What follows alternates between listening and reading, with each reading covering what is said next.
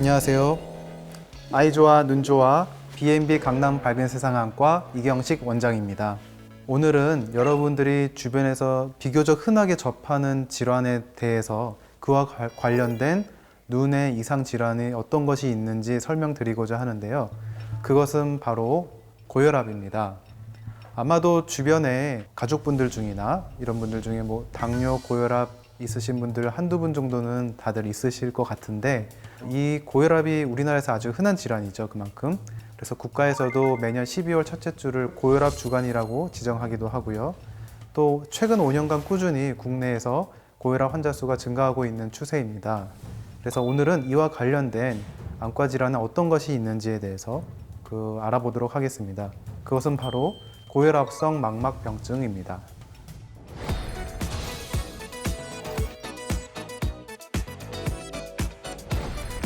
단어는 그렇게 어렵지 않은데 어떤 질환이냐면, 우리 눈에는 망막에 모세혈관이라는 혈관이 있는데, 이 혈관이 우리 눈에 일정한 혈액이 흐를 수 있도록 조절하는 그런 기능이 있습니다. 그런데 혈압이 이렇게 갑자기 올라가게 되면 과도한 혈류가 눈에 흘러 들어가는 것을 막기 위해서 이 모세혈관이 수축을 하게 되는데, 그렇게 되면 이 수축하는 과정에서 장기적으로 혈관 내벽이 손상되기도 하고, 그렇게 되면은 혈액 물질이 스며 나오기도 하고 삼출이라고 하는데, 아니면은 또 지질 물질들이 침착되기도 하고 황반이 붓기도 하고, 이런 여러 가지 문제들이 발생할 수가 있습니다. 그렇게 되면 이제 시력도 떨어지고, 그래서 안과에 오시는 경우들이 있는데, 이 고혈압성 망막병증은 갑자기 혈압이 올라가는 경우에 오히려 아까 말씀드렸던 그런 변화들이 더 잘 나타나게 되고, 서서히 혈압이 올라가는 경우에는 혈관의 변화도 아주 서서히 진행하기 때문에 어떤 특별한 증상을 못 느끼실 수도 있습니다. 그래서 우리가 안과에 오신 분들 중에서 우연히 본인이 고혈압이 있는지도 모르셨다가 안저검사를 해봤는데 망막의 혈관 모양이 좀 이상하다. 그래서 혈압을 한번 재볼까요? 그래서 재봤는데 고혈압이 진단되는 경우도 있고요. 그만큼 이제 우리 눈은 우리 몸에서 유일하게 몸 안에 혈관을 직접 의사가 육안으로 관찰할 수 있는 유일한 장기입니다.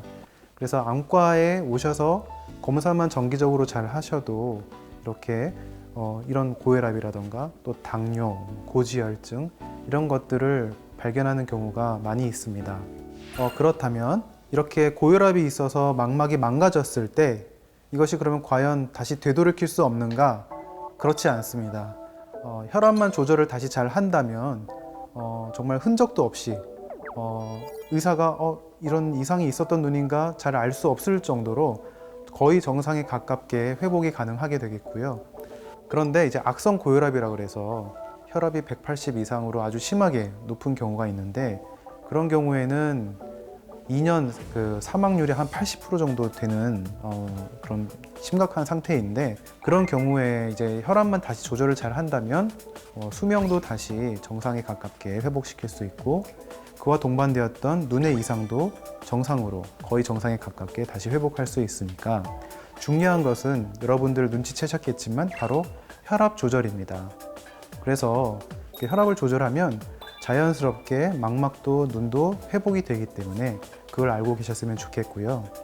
혈압이 올라가고 이런 혈관 변화가 나타나는 게, 우리가 비록 안과에 와서 그 혈관 이상을 발견했지만 유일하게 눈에 보이는 혈관이 눈에 있었기 때문에 발견했을 뿐이지, 그런 변화들이 심장, 뇌 쪽에서도 생기지 말라는 보장이 없고 당연히 생기거든요. 그런데 이런 심장과 뇌 쪽의 기관들은 바로 생명과 직결되기 때문에 안과에 꾸준히 오시는 것도 어떻게 생각하면 심각한 전신 질환을 발견하는 좋은 기회가 될 수가 있겠고요. 특히 40대 이상, 40대에서 50대 그런 중장년층 이상의 분들께서는 적어도 한 6개월에서 1년 정도에 한 번씩은 안과에 오셔서 검진을 받으셨으면 좋겠습니다.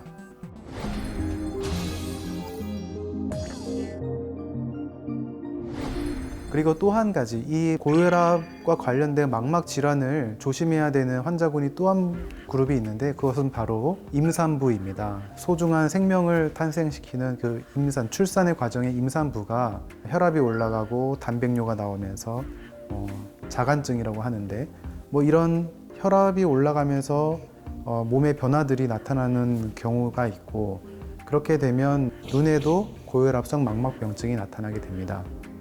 이 임산부의 경우에는 혈압이 높아졌을 때 약물 치료 등을 통해서 혈압을 조절하면서 산모와 태아의 건강을 잘 체크하면서 꾸준히 경과 관찰을 하다가 정상적인 임신 주수를 채우고 출산하면 가장 이상적이겠고요.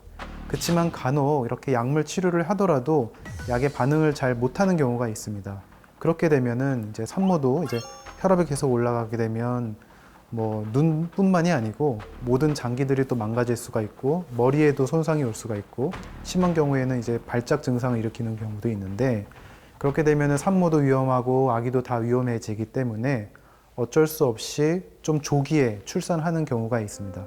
그 시기가 32주에서 34주 정도는 되었을 때, 그때도 이미 그래도 조산이긴 하지만 미숙아라고도 하는데, 현대의학이 많이 발달해서 그때 나오면은 비교적 큰 문제, 합병증 없이 아기가 잘 자랄 수가 있기 때문에, 만약에 조절이 잘 안 되는 그런 임신성 고혈압일 경우에는 조금 이른 시기에 제왕절개라던가 유도분만을 통해서 조금 출산을 앞당기기도 합니다.